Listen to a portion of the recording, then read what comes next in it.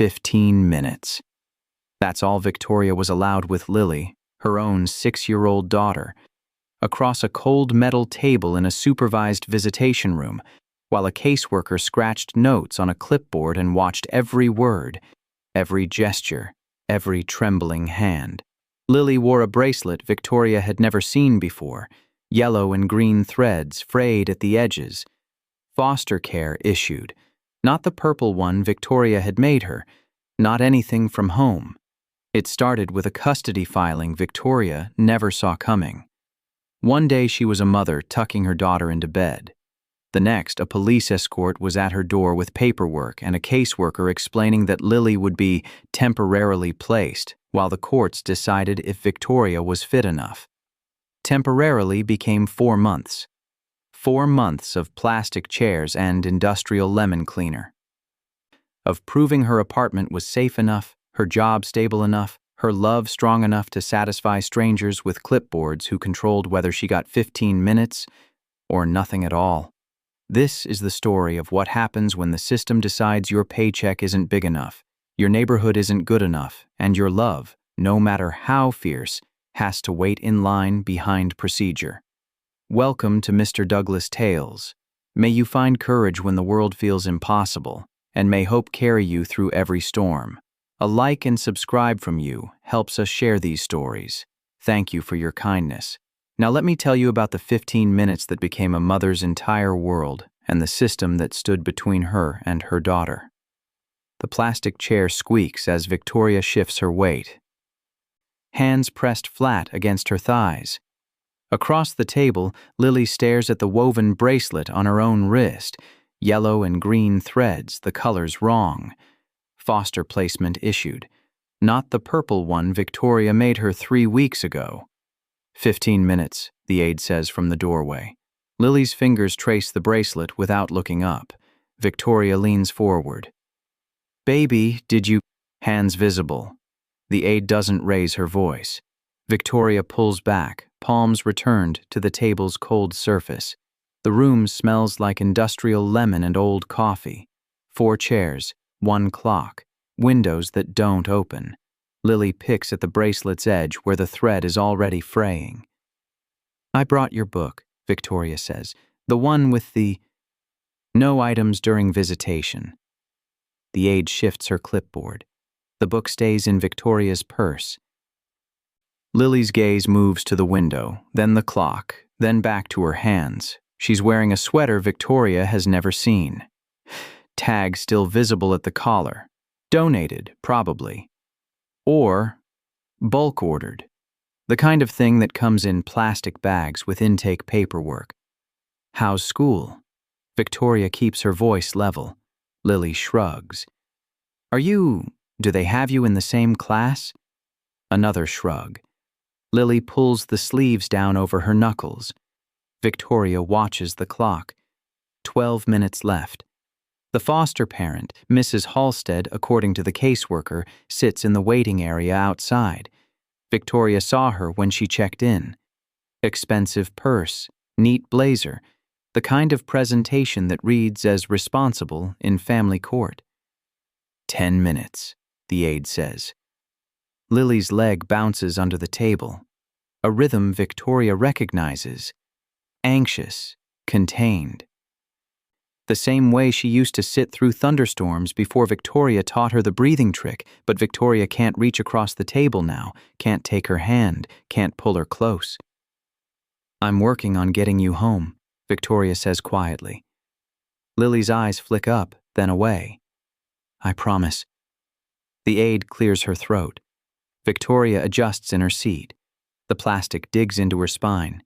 She memorizes the way Lily's hair falls forward, the way her shoulders curve inward. 6 years old and already learning to make herself smaller. 5 minutes. Lily hasn't spoken once. Victoria swallows against the pressure in her throat. She keeps her hands visible, her posture measured. Every word she says now will be documented. Every gesture noted in the caseworker's report. The wrong tone, the wrong question, and next week's visit could be canceled. Reduced, supervised more heavily. I love you, Victoria says. Lily nods. Just once. Quick. Time's up. The aide steps forward. Lily stands immediately, the chair scraping back. Practiced. She's learned the routine already. 2 weeks in foster care, and she knows how to exit a visitation room without being told twice. Victoria stands slower. Next week? Pending review, the aide says. Lily walks toward the door without looking back. The bracelet catches the fluorescent light as she moves. Yellow and green. Foster colors. Victoria watches until the door closes, until the lock clicks, until the aide gestures toward the exit corridor where other mothers wait in other rooms with other time limits. Outside, the parking lot stretches gray under a flat October sky. Victoria's car is parked in the back row. She counts the steps. 47 to the driver's side door. She gets in, closes the door, sits with her hands on the wheel. The foster care notice is still folded in her glove compartment. Temporary placement pending custody review. She's read it 14 times, memorized every clause, every stipulation, every requirement she has to meet before Lily comes home. Her phone buzzes. A text from her lawyer. Hearing moved to next month. Judge's schedule. Victoria sets the phone down. Next month. 4 more weeks of plastic chairs and 15-minute increments and yellow-green bracelets that aren't the right colors. She starts the car. The engine turns over smooth, expensive, reliable, the kind of car that should mean stability in a custody evaluation. But it didn't matter during the emergency hearing. It didn't matter when Thomas showed up with his attorney and his documented concerns and his carefully constructed narrative about Victoria's fitness as a mother. The road back to her apartment takes 23 minutes. She's timed it. She parks in her assigned spot and climbs 3 flights of stairs because the elevator is broken again. Inside, Lily's room is exactly how she left it. Purple bedspread, stuffed animals arranged on the shelf, school artwork taped to the wall. Victoria closes the door and walks to the kitchen. The caseworker's business card is magneted to the refrigerator. Sandra Witt. Department of Child Services. Victoria has her number memorized, has called it 6 times in 2 weeks, each time routed to voicemail, each time leaving a message that goes unreturned until the mandatory check-in window. She opens the refrigerator. Milk, eggs, bread, juice boxes Lily won't drink. Victoria closes it. Her laptop is open on the counter, browser tabs still loaded from this morning's research. Custody law, parental rights, foster care procedure. She's read everything twice, highlighted the sections that might apply, cross-referenced statutes. None of it matters if the hearing keeps getting delayed. She closes the laptop. The apartment is too quiet. No cartoons, no Lily asking for snacks every 30 minutes, no bedtime negotiations. Victoria walks back to Lily's room and sits on the edge of the bed. The stuffed rabbit, her favorite, is tucked against the pillow. Victoria picks it up, holds it. Her phone buzzes again. Unknown number. She answers. Hello? Ms. Brennan? A woman's voice. Professional. Distant. Yes. This is Patricia Ruiz from the Family Court Advocate's office. I'm calling regarding your daughter's placement review. Victoria sits straighter. Yes, I've been trying to reach someone about the hearing date. The review has been rescheduled to November 14th. You should receive formal notice by mail within 3 business days. That's 6 weeks from now. Correct. Victoria grips the phone tighter. Is there any way to expedite? The schedule is set by judicial availability. If there are concerns about the child's immediate welfare, you can file a motion. But that would require documentation and, she's fine. I want her home. A pause, papers shuffling on the other end. The current placement is stable. Your visitation rights remain intact pending the review. Is there anything else? Victoria's throat tightens. No. You'll receive the written notice shortly. Have a good day, Ms. Brennan. The line goes dead. Victoria sets the phone down. 6 weeks. 42 days. 84 15-minute visits if they're all approved. If none are canceled. If the caseworker doesn't flag something during one of her unannounced check-ins at the foster home. So she stands, walks to the window.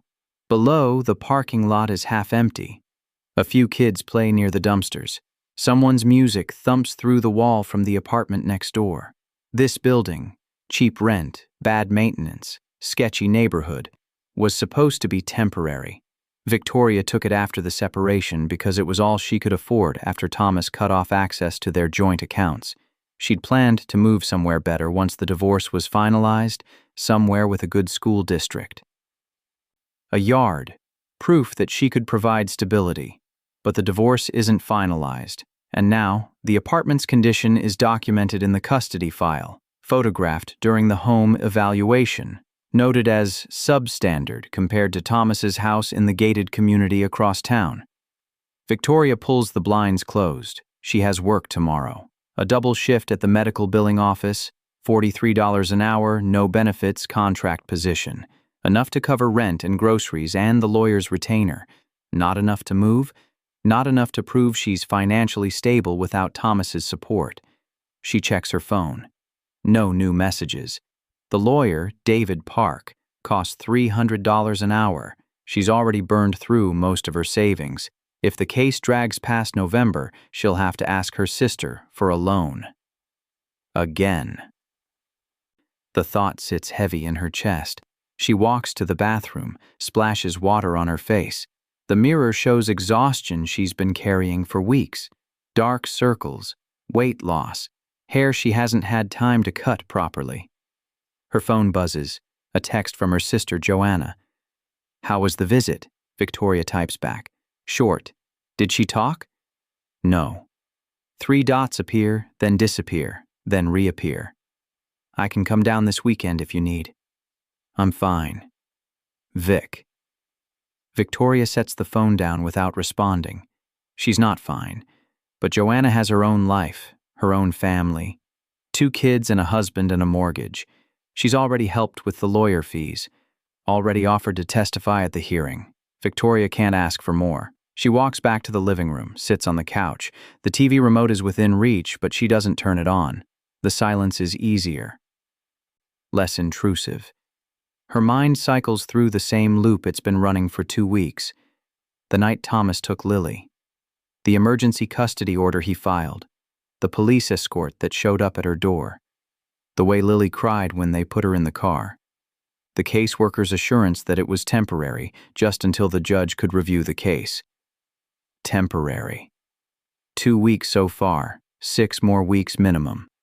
Victoria's hands curl into fists against her thighs. She stands, paces to the kitchen, opens the refrigerator again, closes it, opens a cabinet, closes it. The apartment is too small, 1,200 square feet, 1 bedroom for her, 1 for Lily, a bathroom that leaks, a kitchen with appliances that came with the unit. She pulls out her phone, scrolls through her contacts, stops at Thomas's name. She hasn't called him since the hearing. Hasn't responded to his texts. The lawyer advised against direct contact. Everything goes through the attorneys now. Everything documented, everything calculated. But Lily isn't talking during visits, isn't adjusting. And Thomas put her there. Victoria's thumb hovers over his name. She doesn't call. Instead, she opens her email. Scrolls through the unread messages. Bills. Spam. A message from the caseworker dated 3 days ago that she's already read 5 times. "Ms. Brennan, this is to confirm your next scheduled visitation on October 12th at 2 p.m. Please arrive 10 minutes early for check-in. Any delays may result in reduced visitation time. Per court order, visitation remains supervised until further notice. No gifts, food, or personal items may be exchanged during visits unless pre-approved by this office." A home evaluation update is scheduled for October 18th. Please ensure the residence is accessible and presentable. Regards, Sandra Witt, MSW Department of Child Services. Victoria closes the email. October 18th. The caseworker will come. We'll walk through the apartment. We'll photograph anything that could be used as evidence of instability. The broken window latch in Lily's room, the mold spot in the bathroom corner, the cheap furniture, The thin walls? Victoria stands, walks to Lily's room, studies it with the caseworker's eyes. The bed is made, the floor is clean, the toys are organized, but the window latch is still broken. The landlord hasn't returned her calls about fixing it. She could do it herself. Buy the part, install it. But would that count against her? Unauthorized modifications? She pulls out her phone. Texts the landlord again. Need the window latch fixed before the 18th. Please confirm. No response. Victoria walks back to the living room. Sits. The couch sags under her weight. Another thing the caseworker will note. Another mark in the inadequate housing column. Her phone buzzes. Joanna again. Seriously, Vic. Let me know if you need anything. Victoria types. I need the hearing to happen sooner. I know. I need Lily to talk to me. She will. She's scared. I know. Victoria sets the phone aside, leans back, closes her eyes. The caseworker's words from the initial evaluation replay in her mind. We're not here to judge you, Ms. Brennan. We're here to ensure the child's safety and well-being. But every question felt like judgment. Every note she took felt like evidence. Every glance around the apartment felt like confirmation that Victoria wasn't enough. And maybe she's not. Maybe Thomas is right. Maybe Lily is better off in a stable home with structure and resources and a neighborhood where kids don't play near dumpsters. Victoria opens her eyes. No. She stands. Walks to the kitchen.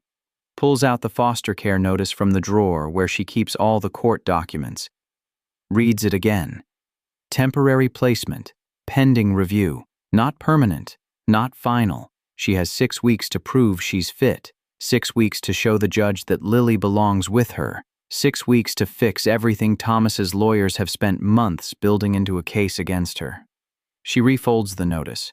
Puts it back in the drawer. Tomorrow she'll call the landlord again. She'll take photos of Lily's room. Clean, organized, safe. She'll document everything the caseworker might want to see. She'll prepare.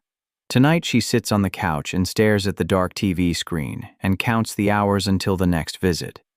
The visitation room looks the same. Same plastic chairs. Same industrial lemon smell. Same clock on the wall ticking down the 15 minutes Victoria is allowed. Lily sits across from her, hands folded in her lap. The yellow-green bracelet is gone, replaced with a plain elastic band. Purple. Victoria's chest tightens. Did you make that? She asks. Lily nods. It's pretty. Lily looks at her hands. The aide stands by the door, clipboard in hand. Same position as last week. Same neutral expression. Victoria keeps her hands on the table. Visible. Compliant. How was school this week? Lily shrugs. Did you finish the art project you were working on? Another shrug. Victoria counts the seconds, tries to find the right question.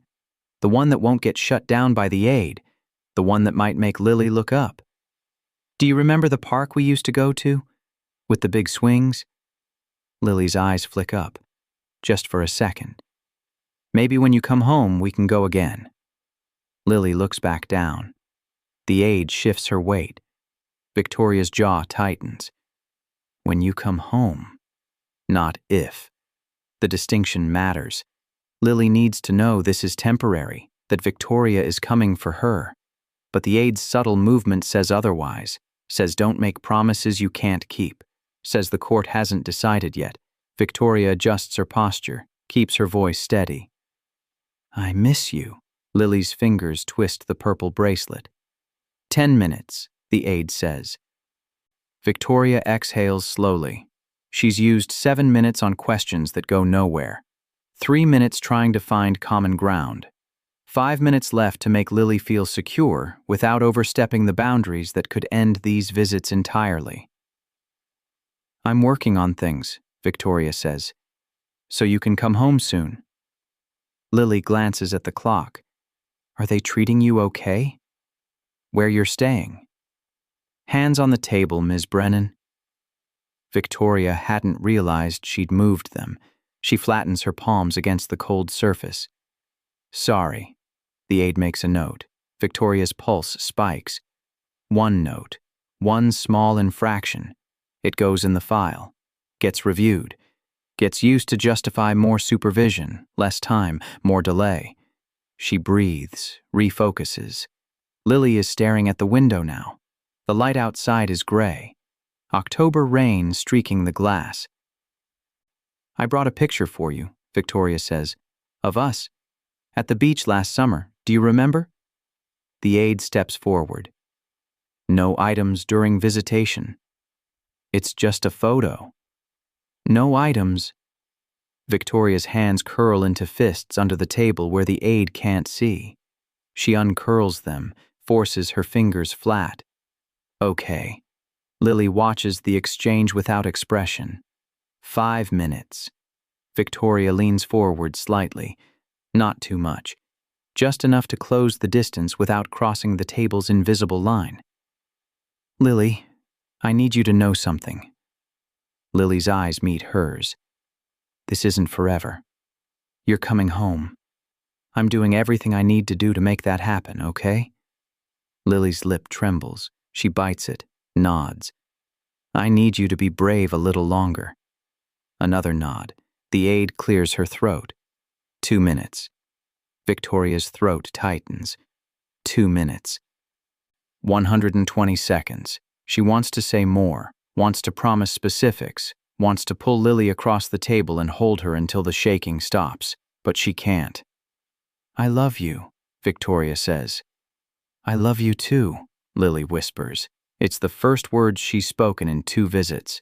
Victoria's chest cracks open. She keeps her face neutral, keeps her hands still. Say it again. I love you. Time's up. The aide moves toward the table. Lily stands. This time she looks back. Just once. Quick. Before the aide guides her toward the door. Victoria doesn't move until the lock clicks. Then she stands, walks to the exit, signs out at the front desk, pushes through the glass doors into the rain. Her car is parked in the same back row spot. She gets in, closes the door, sits with the rain drumming against the windshield. I love you too. 3 words. Barely audible, but real. Victoria starts the car, pulls out of the lot, drives home through streets that blur gray and wet. The apartment building comes into view. She parks, climbs the stairs, unlocks her door. Inside, everything is where she left it. Clean, organized, ready for the caseworker's visit in 5 days. She walks to Lily's room, stands in the doorway. The window latch is still broken. The landlord still hasn't responded. She'll fix it herself. Document it. Prove she's capable. Her phone buzzes. A text from the lawyer. Can you come in tomorrow? Need to prep for the hearing. Victoria types back. What time? 10 a.m. I'll be there. She sets the phone down.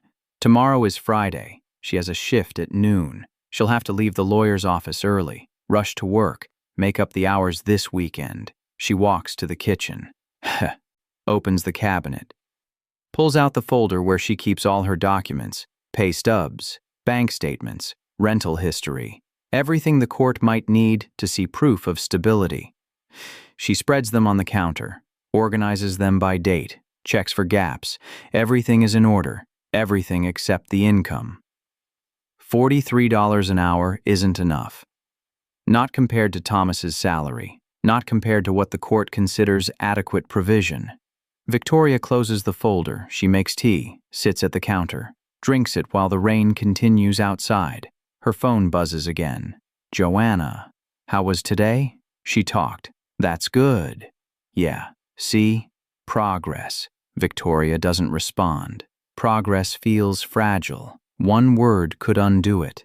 One missed visit. One bad evaluation. One decision by a judge who sees Thomas's stability and Victoria's struggle and decides Lily is safer somewhere else. She finishes the tea, washes the cup, sets it in the drying rack. The caseworker visit is in 5 days. The hearing is in 6 weeks. Victoria has 42 days to prove she's enough. She walks to the bathroom, turns on the shower, stands under water hot enough to burn. When she gets out, the apartment is dark except for the streetlight filtering through the blinds. She dries off, gets dressed, lies on her bed. Sleep doesn't come. She stares at the ceiling and counts the days and tells herself Lily will come home. She has to. The lawyer's office is downtown, 8th floor. Glass doors with his name etched in gold. Victoria arrives at 9:55. The receptionist waves her through. David Park is at his desk. Mid-40s, sharp suit, the kind of confidence that comes from winning cases. He gestures to the chair across from him. Victoria sits. "Thanks for coming in," David says. He pulls a file from the stack on his desk. Victoria's name is on the tab. "I wanted to go over the hearing strategy before we're in front of the judge." Victoria nods. David opens the file, flips through pages. Thomas's attorney is going to argue that the current placement is in Lily's best interest. They'll cite your housing situation, your income, your work schedule. They'll paint a picture of instability. I know. We need to counter that with evidence of your parental capability. Your relationship with Lily, your efforts to maintain that relationship despite the restrictions. Victoria leans forward. "I've been to every visit. I've complied with every requirement. I know, and that's good. But we need more." "What more?" David sets the file down. "A better living situation would help. If you could move to a place that checks more boxes, safer neighborhood, better schools, it would strengthen your case." "I can't afford to move." "Can you borrow? Family? Friends?" Victoria's jaw tightens. "I've already borrowed for your retainer." David nods slowly. "Okay. Then we focus on what you can control. Your job, your stability, your relationship with Lily. She barely talks during visits.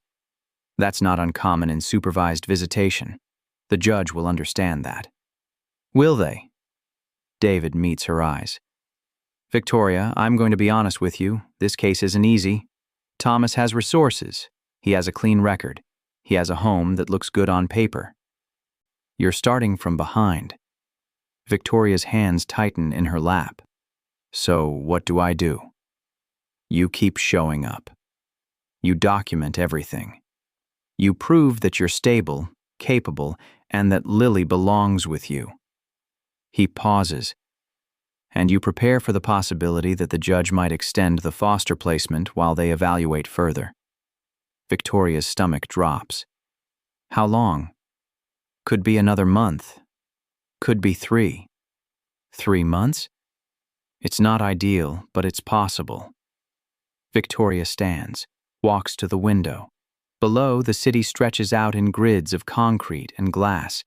Somewhere out there, Lily is in a classroom, or at lunch, or sitting in a foster home that isn't hers. "I can't wait 3 months," Victoria says. "You might not have a choice." She turns. "There has to be something else we can do." David leans back in his chair. "We can file a motion to expedite. Argue that the separation is causing harm. But that's a gamble. If the judge doesn't agree, it could backfire." "How?" "They could see it as you being impatient, unwilling to comply with the process." Victoria crosses her arms. "So, I just wait. You comply, you document, you build your case." David stands, walks around the desk. "I know this feels impossible, but the system moves slowly. The best thing you can do is prove that you're the stable one, not Thomas." Victoria looks at him. He took her. He filed for emergency custody knowing it would separate us. How is that stable? Because he has a lawyer who knows how to frame it, and a judge who's seen enough bad situations to err on the side of caution. David's voice softens. "I'm on your side, Victoria, but we have to play this smart." Victoria nods. She doesn't trust herself to speak. David hands her a folder. "This is what I need from you before the hearing. Updated pay stubs, proof of residence, any documentation that shows you're meeting the court's requirements." Victoria takes the folder. "Okay. And Victoria?" David waits until she looks at him. Don't contact Thomas. Don't try to negotiate outside the legal process. It'll only hurt your case. I won't. Good. Victoria leaves the office, takes the elevator down, walks out into a day that's too bright. She checks her phone. 11:30. She has 30 minutes to get to work. She drives fast, makes it with 5 minutes to spare, clocks in, sits at her desk. Spends the next 8 hours processing medical bills and insurance claims and trying not to think about Lily in a classroom somewhere, learning a routine that doesn't include Victoria. At 8 p.m. she clocks out, drives home, parks, climbs the stairs. Inside, the apartment is exactly as she left it. She walks to the kitchen, opens the refrigerator, closes it. Her phone buzzes. Unknown number. She answers. Hello? Ms. Brennan, this is Sandra Witt. I'm calling to confirm our home evaluation appointment on October 18th at 2 p.m.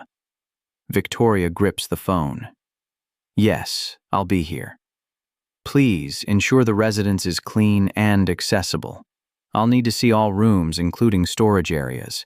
Understood. Also, I wanted to inform you that Lily's foster placement has requested a meeting. Victoria's pulse spikes.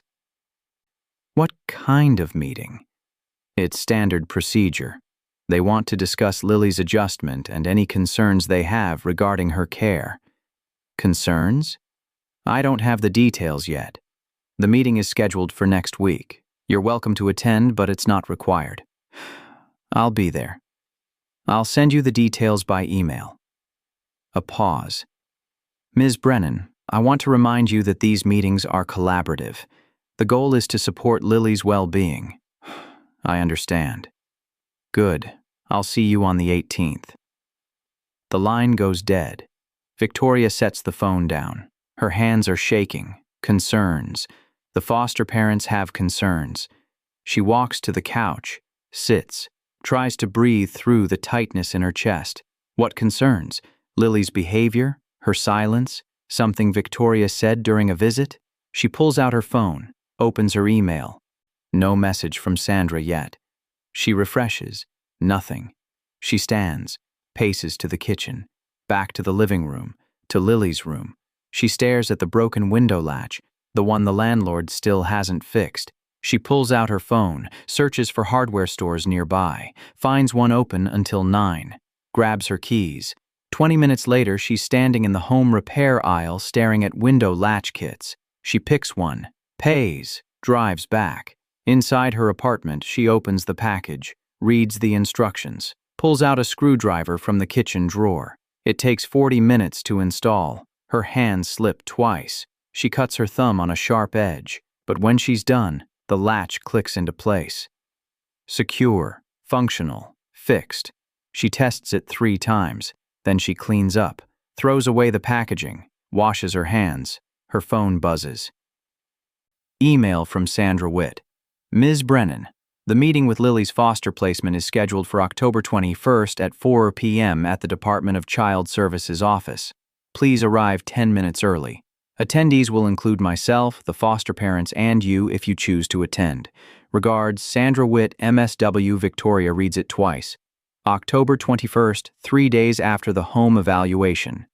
1 week before the next visitation. She responds, I'll be there. She sends it, sets the phone down. The apartment is quiet. Too quiet. Victoria walks to Lily's room, sits on the bed, picks up the stuffed rabbit. 3 more weeks until the hearing. 3 more weeks of waiting, of complying, of proving she's enough. She lies back on Lily's bed, stares at the ceiling, counts the days. 42 becomes 39, then 38, then 37. Each day slower than the last. The caseworker arrives at 2 p.m. exactly. Victoria meets her at the door. Sandra Witt is in her 50s. Gray hair pulled back, sensible shoes. A canvas bag slung over one shoulder filled with files and a tablet. Ms. Brennan, Sandra says, come in. Sandra steps inside. Her eyes move immediately to the living room, the clean floors, the organized shelves, the lack of clutter. She pulls out her tablet, starts typing. Victoria closes the door, waits. I'll need to see each room, Sandra says. Of course. They start in the living room. Sandra photographs the space, types notes, asks about the lease terms, the utilities, the building's management. Victoria answers each question, keeps her voice level, compliant. They move to the kitchen. Sandra opens cabinets, checks the refrigerator, photographs the smoke detector, types more notes. When was the last time this was inspected? Sandra asks, pointing to the smoke detector. I'm not sure. I can ask the landlord. Sandra makes a note. They move to the bathroom. Sandra checks the ventilation, the water pressure, the mold spot in the corner that Victoria scrubbed 3 times but couldn't fully remove. This should be addressed, Sandra says. I've asked the landlord. He hasn't responded. Another note. They move to Lily's room. Sandra stands in the doorway, takes in the bed, the toys, the drawings on the wall. She walks to the window, tests the latch. It clicks into place, secure. Sandra nods, types. You fixed this? Yesterday. Good. They move to Victoria's room. Sandra spends less time here. A quick glance, a few photos, back to the living room. Sandra sits on the couch, gestures for Victoria to sit across from her. Victoria sits. Sandra pulls up her notes, scrolls through them. The residence is clean and organized. That's positive. However, there are maintenance issues that need to be addressed. The mold, the building's general condition, the neighborhood. Victoria nods. I'm working on moving. But it takes time. I understand. Sandra looks up. How are the visits going? Short, but she talked last time. That's progress. Is it enough? Sandra's expression doesn't change. The judge will review all factors. Visitation is one part. Housing, income, stability, those all matter too.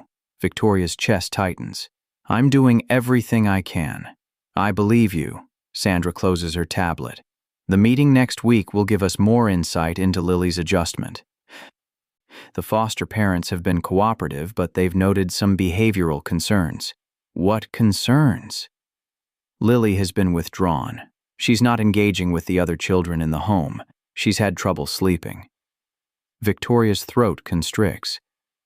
She's scared. Likely. But the foster parents are trained to handle these situations. They're providing support. She needs to be home. Sandra stands. I'll include my observations in my report. The judge will review it before the hearing.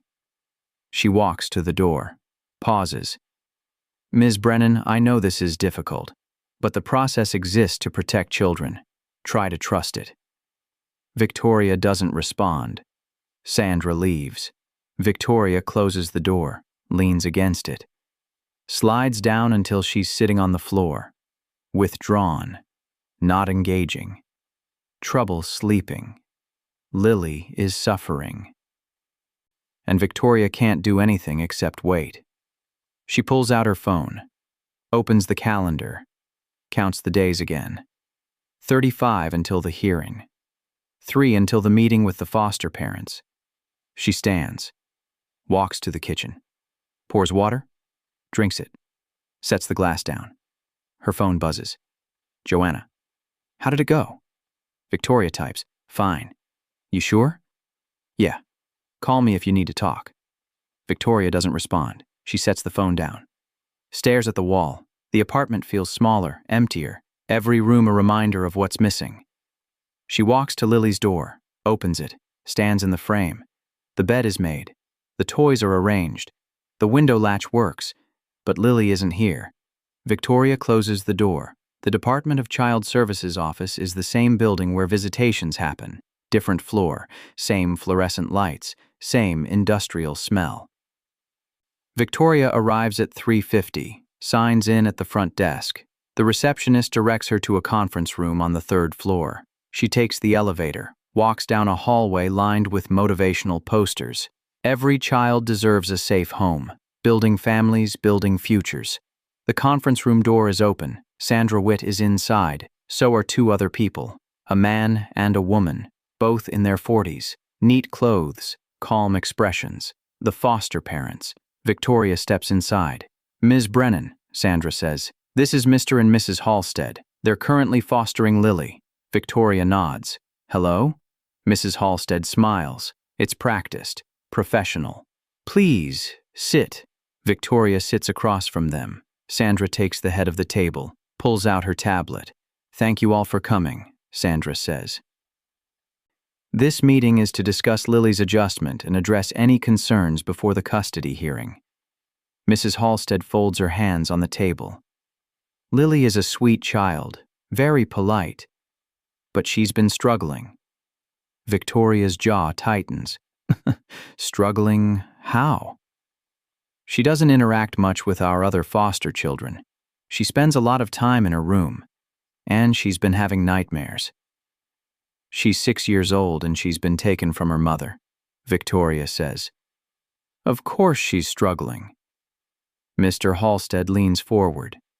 We're not blaming anyone, Ms. Brennan. We're just trying to understand how to help her, Sandra interjects. Mrs. Halstead, can you elaborate on the nightmares? She wakes up crying, asking for her mother. We comfort her, but it takes a while for her to settle. Mrs. Halstead glances at Victoria. She talks about you a lot. Victoria's throat tightens. What does she say? She asks when she can go home. We tell her we don't know, but that we're taking care of her until things are sorted out.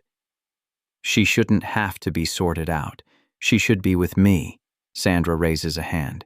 Ms. Brennan, I understand your frustration, but this meeting is about collaboration, not conflict. Victoria exhales, forces herself to sit back. What do you need from me? Mrs. Halstead exchanges a glance with her husband. We think it might help if you wrote her a letter, something she can keep, something that reminds her you're thinking about her. I can't give her anything during visits. No, but we can give it to her at home, with supervision, of course. Mrs. Halstead's tone softens. It might help her feel more secure. Victoria looks at Sandra. Is that allowed? Sandra types a note. I'll need to review the letter before it's delivered, but yes, it's permissible. Okay, Victoria says. I'll write her a letter. Thank you, Mrs. Halstead says. She hesitates. There's one other thing. Victoria waits. Lily mentioned that she had a stuffed rabbit, her favorite. We tried to get it from your apartment during the initial placement, but it wasn't included in her belongings. Victoria's chest tightens. The rabbit? Still sitting on Lily's bed. I have it. Could we arrange for her to have it? Victoria looks at Sandra. Can I bring it to the next visit? Sandra shakes her head. No personal items during visitation, but you can drop it off here and we'll deliver it to the foster home. Fine, Victoria says. I'll bring it. The meeting continues. Mrs. Halstead asks about Lily's routines, her preferences, her triggers. Victoria answers each question, her voice steady even though her hands are clenched under the table. After 30 minutes, Sandra closes her tablet. I think we've covered everything. Thank you both for your cooperation. The Halsteads stand. Mrs. Halstead lingers.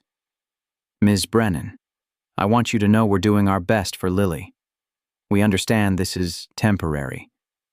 Victoria nods, doesn't trust herself to speak. The Halsteads leave. Sandra gathers her things. You did well. Victoria stands. When can I drop off the rabbit? Any time during business hours. Just leave it at the front desk. Okay. Sandra pauses at the door. The letter too. Email it to me and I'll print it for her. I will. Sandra leaves. Victoria stays in the conference room, sits back down, stares at the motivational poster on the wall. Building families, building futures. She pulls out her phone, opens a blank note, starts typing. Dear Lily, I miss you every day. I know things are confusing right now, but I want you to know that I'm working hard to bring you home. You're the most important person in my life, and nothing is going to change that. Be brave, baby. This won't last forever. I love you so much. Mom Victoria reads it, deletes the last line, rewrites it. I love you more than anything in the world. Mom, she sends it to Sandra's email. Then she stands, leaves the building, drives home. Inside her apartment, she walks straight to Lily's room, picks up the rabbit, holds it. Tomorrow, she'll drop it off. Tomorrow, Lily will have one piece of home. Tonight, Victoria sits on Lily's bed and cries into the rabbit's soft fur. The next visitation is different. Lily is already seated when Victoria arrives. The aide stands by the door, clipboard ready. But Lily's hands are folded around something in her lap. The rabbit. Victoria sits. You got it. Lily nods. Her fingers tighten around the rabbit's ears. Did you read the letter? Another nod. Did it help? Lily looks up. Her eyes are red-rimmed, tired, but she's looking at Victoria directly now. Yeah. The aide shifts. 15 minutes. Victoria leans forward, keeps her hands visible. How are you doing? Okay. Just okay? Lily shrugs, hugs the rabbit closer. Mrs. Halstead is nice. Good. But I want to come home. Victoria's throat tightens. I know, baby. I'm working on it. When? Soon. How soon? Victoria glances at the aide, back to Lily. A few more weeks. There's a hearing where the judge will decide. What if they say no? They won't. But what if they won't, Lily? I promise. The aide clears her throat. Victoria sits back, keeps her voice calm. Tell me about school. What are you learning? Lily talks, haltingly at first, then more. She talks about her teacher, about a project on animals, about a girl in her class who shares her crayons. Victoria listens, memorizes every detail, stores it away for the nights when the apartment is too quiet. 5 minutes, the aide says. Lily's voice trails off. She looks at the clock, then back at Victoria. Can I ask you something? Anything. Do you still have my purple bedspread? Victoria's chest cracks. Yes. Everything in your room is exactly how you left it. Promise? Promise. Time's up. Lily stands, clutches the rabbit. Walks to the door. This time she stops, looks back. I love you, Mom. I love you too. The door closes. Victoria sits for a moment, then stands, signs out, walks to her car. Inside, she grips the steering wheel, breathes through the ache in her chest. A few more weeks. She starts the car, drives home, parks, climbs the stairs. The apartment feels different now, less empty. Lily's voice still echoes in her mind. Do you still have my purple bedspread? Victoria walks to Lily's room, touches the bedspread, smooths out a wrinkle that isn't there. I'm bringing you home, she whispers. Her phone buzzes. A text from David Park. Hearing is confirmed for November 14th. Prepare to testify. Victoria types back, I will. She sets the phone down, walks to the kitchen, opens the folder of documents, adds the new pay stubs, the updated bank statement. Proof of the fixed window latch. Everything in order. Everything except time. 28 days until the hearing. 28 days until Lily comes home. Victoria closes the folder, sits at the counter, stares at the wall. She's done everything right. Complied with every requirement, attended every visit, fixed every problem she could control. Now she waits. The courtroom is smaller than Victoria expected. Wood paneling, high ceilings, a judge's bench at the front, rows of seats for observers. Victoria sits at the defendant's table. David Park is beside her. Across the aisle, Thomas and his attorney occupy the plaintiff's table. Thomas doesn't look at her. The judge enters. Everyone stands. The bailiff calls the case. Brennan versus Brennan. Custody hearing for minor child, Lily Brennan. The judge, a woman in her 60s, sharp eyes, no-nonsense expression, settles into her seat. Let's begin. Mr. Crawford, you may present. Thomas's attorney stands. He's polished, expensive suit, confident. Your Honor, my client seeks primary custody of the minor child on the grounds that Ms. Brennan's current living situation and financial instability pose a risk to the child's well-being. David stands. Objection. Ms. Brennan has met every requirement set by this court. There is no evidence of risk. The judge raises a hand. I'll hear the evidence. Proceed, Mr. Crawford. Crawford pulls out documents, photographs of Victoria's apartment, bank statements, employment records. He lays them out methodically. Ms. Brennan resides in a building with documented maintenance violations. Her income is insufficient to provide long-term stability. She works irregular hours, which limits her ability to provide consistent care. David stands again. Your Honor, Ms. Brennan has stable employment and has demonstrated her commitment to her daughter through consistent visitation and compliance with all court orders. The judge looks at Victoria. Ms. Brennan, do you wish to testify? Victoria stands. Yes, Your Honor. The bailiff swears her in. She sits in the witness box. David approaches. Ms. Brennan, can you describe your relationship with your daughter? Victoria's voice is steady. Lily is everything to me. I've been her primary caregiver since birth. I've attended every school event, every doctor's appointment. I know her routines, her needs, her fears.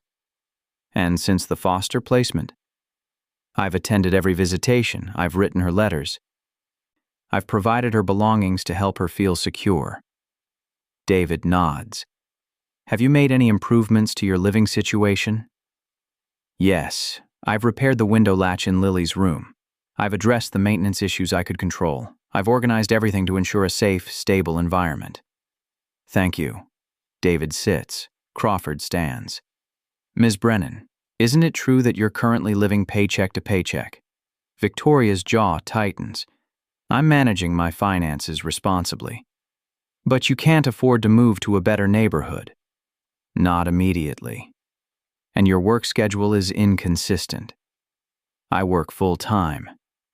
On a contract basis, with no benefits, no job security. I'm doing the best I can. Crawford smiles. It's cold. The best you can. And yet, you're asking this court to return a child to a situation that's demonstrably less stable than what my client can provide. David objects. The judge sustains. Crawford continues. Ms. Brennan, during the initial custody dispute, you made several decisions that were not in Lily's best interest. Isn't that true? No. You took Lily out of state without notifying my client. I took her to visit my sister. For a weekend. Without permission. I'm her mother. I didn't think I needed permission. But you do? According to the custody agreement you signed during the separation. Victoria's hands clench. That was a mistake. I didn't realize you didn't realize. And yet you made the decision anyway. Crawford turns to the judge. Your Honor, this is a pattern of poor judgment. Ms. Brennan acts without considering the consequences. She prioritizes her own needs over the child's stability. That's not true, Victoria says. The judge holds up a hand. Mr. Crawford, do you have further questions for this witness? No, Your Honor. Ms. Brennan, you may step down. Victoria returns to her seat. Her pulse is racing. David leans close. You did fine. But Victoria knows how it looked. The apartment photos, the income records, the mistake about taking Lily out of state. It all adds up to a narrative of instability. The judge calls the caseworker next. Sandra Witt takes the stand. Crawford questions her first. Ms. Witt, in your professional opinion, is Ms. Brennan's residence adequate for a child? Sandra hesitates.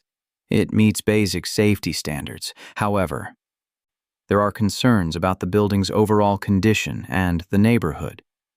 And the foster placement? The foster home is stable, clean, and in a good school district.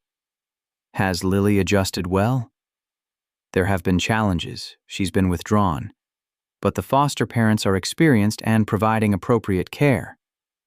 Crawford sits. David stands. Ms. Witt, has Ms. Brennan complied with all court requirements? Yes. Has she attended every scheduled visitation? Yes. Has she demonstrated commitment to her daughter's well-being? Yes. Thank you. The judge dismisses Sandra, calls Thomas to the stand.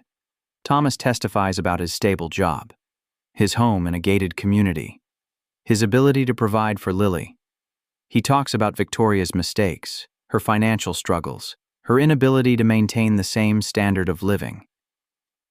David cross-examines. Mr. Brennan, did you file for emergency custody without discussing it with Ms. Brennan first? Yeah, I was concerned for Lily's safety. Based on what evidence? Based on the living conditions, the neighborhood, the instability. Did you witness any harm to Lily while in Ms. Brennan's care? No, but did you speak to Ms. Brennan about your concerns before filing? Thomas pauses. No. You took unilateral action to remove Lily from her mother without attempting to resolve the issue cooperatively. I did what I thought was best. David sits. The judge calls for closing arguments. Crawford goes first. He paints Victoria as well-meaning but inadequate. He argues that Lily deserves stability, resources, a home that doesn't require constant worry. David counters. He argues that Victoria has proven herself, that she's met every requirement, that separating a child from her mother based on financial status sets a dangerous precedent. The judge listens, takes notes. Finally, she looks up. I've reviewed all the evidence. I've heard the testimony. This is a difficult case. Both parents clearly care about the child. However, custody decisions must prioritize the child's best interest above all else. Victoria's hands tighten in her lap. Ms. Brennan, you've demonstrated commitment and compliance. That's commendable. However, the concerns about your living situation and financial stability are valid. At the same time, Mr. Brennan's unilateral action to remove the child was not appropriate. The judge pauses. I'm ordering a continuation of the current foster placement for an additional 60 days. During that time, Ms. Brennan will have the opportunity to secure more stable housing and demonstrate long-term financial viability. Visitation will continue as scheduled. At the end of 60 days, we will reconvene to reassess. Victoria's chest collapses. 60 more days, the judge continues. This is not a permanent decision. This is an opportunity for Ms. Brennan to prove that she can provide the stability Lily needs. I encourage both parties to cooperate in the child's best interest. The gavel comes down. The hearing is over. Victoria sits frozen. David touches her arm. We'll appeal. I need to go, Victoria says. She stands, walks out of the courtroom, down the hall, out of the building, into air that feels too thin. 60 more days. She gets in her car, drives, doesn't know where she's going until she ends up in the parking lot of the Visitation Center. She sits, stares at the building. Inside, Lily is waiting. 15-minute increments, supervised, restricted. Victoria pulls out her phone, opens her messages, scrolls to Joanna's name. I need help. 3 dots appear immediately. What happened? Judge extended the foster placement. 60 more days. Oh, Vic, I need money. To move. To prove I'm stable. How much? Victoria calculates. First month. Last month. Security deposit. Moving costs. 5,000. The dots disappear. Reappear. I'll send it tonight. Victoria's throat tightens. I'll pay you back. Just get Lily home. Victoria sets the phone down, leans her head against the steering wheel. 60 more days. She has 60 more days to find a new apartment, to move, to prove she's enough.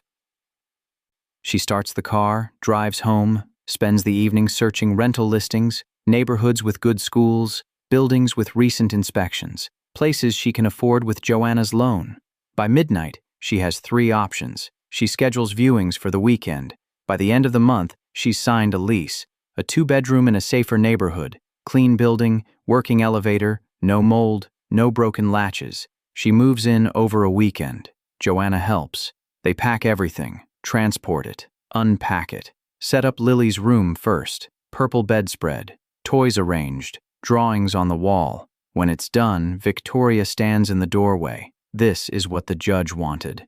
What the caseworker will photograph. What the court will see, or as proof. She pulls out her phone, texts David, "I moved, new address attached, schedule the follow-up evaluation." His response comes within minutes. "Good, I'll notify the court." Victoria walks through the apartment. It's bigger, brighter, quieter. She sits on the couch, pulls out her laptop, opens her bank account. The balance is lower than it's ever been, but the rent is paid, the utilities are on, the proof is documented. She closes the laptop. 45 days left. The caseworker's follow-up evaluation happens 3 weeks into the new apartment. Sandra arrives with her tablet and her camera and her neutral expression. She walks through each room, photographs everything, types notes. In Lily's room, she pauses. "This is a significant improvement." "Thank you," Victoria says. Sandra tests the window latch, checks the smoke detector, opens the closet. The neighborhood is better. The building is maintained. This addresses the court's concerns. "Does that mean?" "I'll include it in my report. The judge will review it before the next hearing." Victoria nods. Sandra finishes her evaluation, sits on the couch. "How are the visits?" "Good. Lily talks more now." "That's progress." Sandra closes her tablet. "I'll be honest with you, Ms. Brennan. You've done everything asked of you. You've complied. You've improved your situation. That matters. But the final decision rests with the judge, and custody cases are unpredictable." Victoria's hands tighten. "I've done everything." "I know." Sandra stands. "Keep doing it, and trust the process." She leaves. Victoria closes the door, leans against it. Trust the process that's kept Lily away for 73 days. The process that requires proof and documentation and compliance while Thomas sits in his gated community with his lawyer and his resources. Victoria walks to Lily's room, sits on the bed, picks up the stuffed rabbit. 31 days left. The second hearing is shorter. The judge reviews Sandra's updated report, looks at the photos of the new apartment, asks Victoria to confirm her employment status. "Still contract work, Your Honor, but I've been with the same company for 6 months. They've offered to extend my contract through next year." The judge nods, makes a note. Thomas's attorney argues for primary custody. Points out that contract work is still unstable, that Victoria's financial situation, while improved, remains precarious. David counters. Argues that Victoria has met every requirement, that she's proven her commitment. That further delay harms Lily. The judge listens, then she speaks. "Ms. Brennan, you've made significant improvements. The new residence is adequate. Your compliance has been consistent. However, I remain concerned about long-term financial stability." Victoria's chest tightens. "That said, I'm not convinced that continued foster placement serves the child's best interest. Lily has been separated from her mother for nearly 4 months. The foster parents report ongoing behavioral issues related to that separation." The judge pauses. "I'm ordering the return of custody to Ms. Brennan, effective immediately, with the following conditions. Mr. Brennan will have supervised visitation every other weekend. Ms. Brennan will provide quarterly financial updates to the court. Both parties will engage in co-parenting counseling." Victoria's breath stops. "Additionally, the Department of Child Services will conduct follow-up evaluations every 3 months for the next year to ensure stability." The gavel comes down. Custody is returned to Ms. Brennan. This hearing is adjourned. Victoria doesn't move. Can't move. David is talking beside her, but she can't hear him. Effective immediately. She stands, walks out of the courtroom in a daze, down the hall, out into daylight that feels too bright. Her phone is in her hand. She's calling Sandra before she realizes it. "Ms. Witt." It's Victoria Brennan. The judge. She ruled. Lily's coming home. A pause. I'm aware. I received the order 10 minutes ago. When can I get her? I'll coordinate with the foster parents. We can arrange transfer tomorrow afternoon. Tomorrow? Yes, I'll send you the details. The line goes dead. Victoria stands on the courthouse steps. People move around her. Lawyers, families, strangers.